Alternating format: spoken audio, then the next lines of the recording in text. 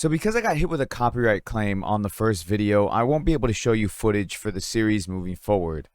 This is unfortunate because I would have liked to have done this format as I did in that first video, but no matter what I did, I couldn't avoid those claims. So unfortunately, we will stick to just having the game footage from this point forward. I do apologize, but it is what it is, and unless I can find another way to circumvent it, we're stuck doing it this way. But thank you so much for watching, and welcome to my Resident Evil retrospective.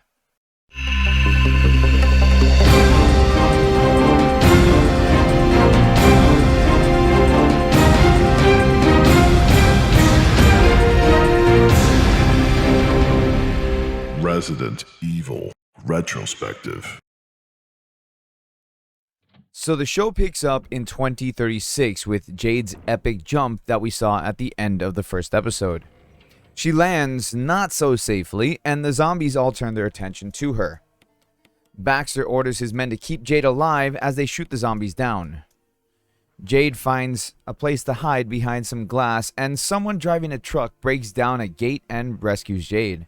I really wish I could show this scene, as it's pretty fucking cool, but damn copyright doesn't allow me to. So you'll just have to make do. The zombies chase the truck, which apparently doesn't go faster than 10 miles per hour. So there's that. Now we're back in 2022, and a young Jade is with her sister Billy as she wakes up after getting attacked by the Cerberus. The lighting effects and cinematography are still pretty kick-ass from the prior episode, so it's nice to see that hasn't changed. Wesker arrives and sees Billy has been wounded. In the distance, trucks are on their way, presumably Umbrella. Wesker bandages up Billy and instructs Jade to take her home. He is demanding they leave quickly before Umbrella arrives. Wesker clearly fears Umbrella as he scrambles the data on the computers that would have otherwise shown his daughters. Wesker weirdly covers himself with the blood from the Cerberus that's on the ground, though. In 2036, Jade is riding on top of a truck as they head to a tunnel. Turns out, it was one of the scavengers who saved Jade. During their conversation, zombies arrive and they look like they came straight out of the Exorcist movie. The scavenger is killed right before Jade's eyes and she finds herself trapped in the truck. She turns it on and drives it straight into the tunnel. Back in 2022, Umbrella arrives at the lab and sees Wesker covered in blood. Billy and Jade make it home and Billy is saying the bite hurts, though it looks more like the infection is what's hurting her. The music playing at this moment, though, is very reminiscent to save room music from the games, which is a nice touch. At the lab, someone named Evelyn Martin arrives and confronts Wesker on what happened. Wesker claimed that they were hacked and that hack let the Cerberus out. Wesker and Evelyn have a disagreement regarding the joy medication. Wesker telling her that it has side effects and the Cerberus was one of those side effects. But Umbrella being Umbrella, she insists that they can make it better. Evelyn here calls Wesker ow, which is very weird to hear. Wesker gets home and tends to Billy. He tells her that she was bit by a dog that had a genetic disorder. Billy asks if she's sick and will have to quarantine. Wesker comforts her and says no, that it's not like COVID, which is kind of a weird modern day reference, but okay. He asks his daughters why they were there.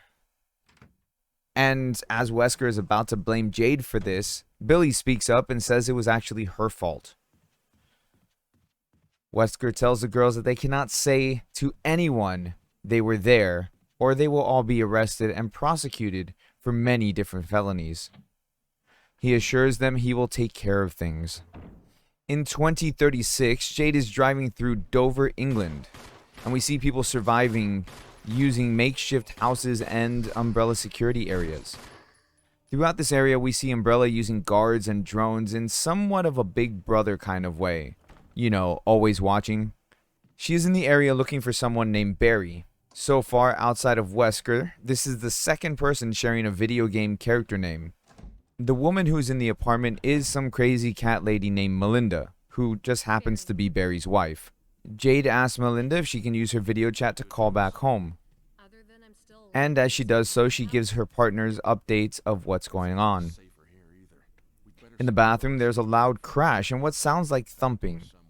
Jade goes to investigate, finding an infected Barry chained up, and his wife was apparently feeding him cats. She needs to get his pocketbook to get some information so that way she can escape safely. Barry rips his hand out of his handcuffs as Jade gets the pocketbook. The zombie goes after his wife Melinda and Jade kills him. Re-kills him? Back in 2022, Wesker checks up on Billy and she seems to be in a daze. Jade tries to look up the Tijuana incident but finds everything blocked on the subject. The music once again is on point just like the first episode. I haven't heard a soundtrack this good in a Resident Evil media since the first Anderson Resident Evil movie. Wesker takes a sample of Billy's blood to check out at the lab. Jade checks in on her sister before going to school, and Billy thanks her for saving her.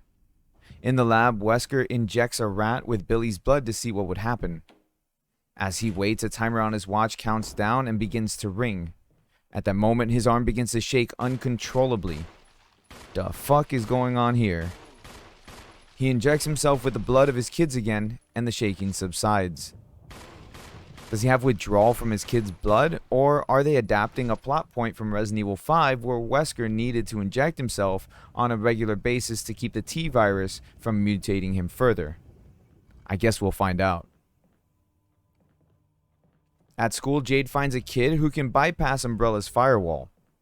She gives him her necklace in exchange for him bypassing the firewall. She has him look up the incident. The incident describes what sounds like a zombie, and Jade messages the person who made the website. Back in 2036, or should I say forward in 2036, Baxter is hot on Jade's trail. He shows up at Barry's house and Melinda tells him that Jade was here. Jade finds Barry's contact and tries to barter to get to safety. He says no, so Jade finds another way, stealing someone else's past instead. In 2022, Wesker is back at the lab and we hear Evelyn say Al again. Seriously, I don't like this Al thing. It's really weird. Evelyn is still pushing Wesker to finish with Joy and have it ready for release in 2 months. Apparently, she knows about Wesker's injections, as she notices Wesker has been injecting himself daily, where before it was once a week. Back at home, Billy is looking at herself in the mirror, which is definitely an Easter egg for Resident Evil 3 Remake, with Jill looking at herself becoming infected in a dream sequence. Billy seems to be getting worse, as she's sweating and throws up. When she goes to walk her dog, it begins to bark at her. The person that Jade contacted emailed her back, and they video chat. He tells Jade of the incident. It happened with an employee who was bit by an animal, and he began to turn slowly. Jade gets caught by one of her teachers and called out by her full name. The guy in the video recognizes the surname Wesker before Jade hangs up the call. While Billy is walking her dog, the dog breaks free of its collar, and a random guy gets the dog for her. When Billy tries to get her dog back, it attacks her. The guy refuses to give the dog back and says he's going to take it to the shelter. Billy gets upset and punches the guy in the face. Does she have enhanced strength now? In 2036, Jade uses her stolen pass to get on the boat. Unfortunately, they are interrupted by Umbrella, who opens fire on everyone there. Baxter has followed Jade. Back in 2022, Billy is spitting up blood in the bathroom as she seems to lose control of herself. In the Umbrella lab, a rat Wesker injected transforms and breaks out of its enclosure, and the episode ends. This episode overall was a little slower than the first one, and I understand why.